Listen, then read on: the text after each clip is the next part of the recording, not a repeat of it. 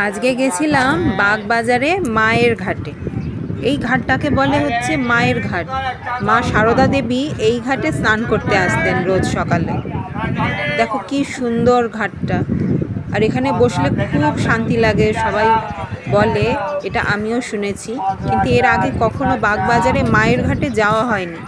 তাই আজকে ভাবলাম বিকালবেলা একটু বাগবাজার মায়ের ঘাট থেকে ঘুরে আসি, কিছুক্ষণ বসে আসি।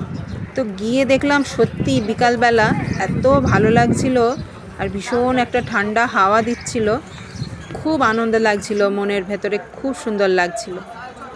এই রাস্তাটা দিয়ে, এই গেটটা দিয়ে দেখো লেখাই আছে মায়ের ঘাট। এই যে এখানে ট্রেন লাইন, বাগবাজার স্টেশন, আর এই যে মায়ের ঘাট। মা সারদা দেবীর একটা মূর্তিও করা আছে মুখের।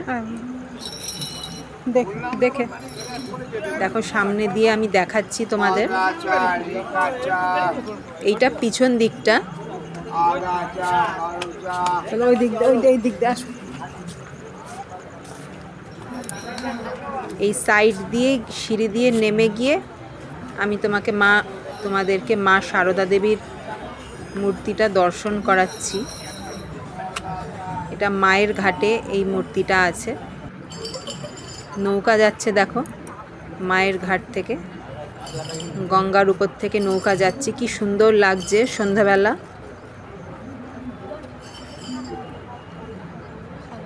দূরে লাইট জ্বলছে, গঙ্গার দূর থেকে দেখা যাচ্ছে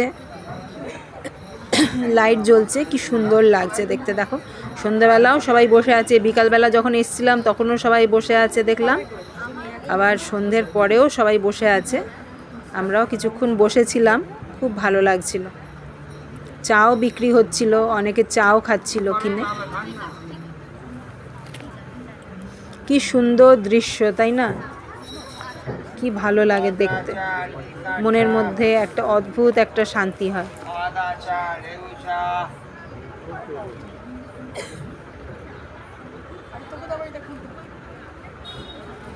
বাগবাজারে এই মায়ের ঘাট থেকে রাস্তাটা পার করলে ওইদিকে গেলে মায়ের বাড়িও আছে, যেখানে প্রতিদিন ভোগ প্রসাদও দেওয়া হয়, অন্নপ্রসাদও দেওয়া হয়। খুবই সুন্দর।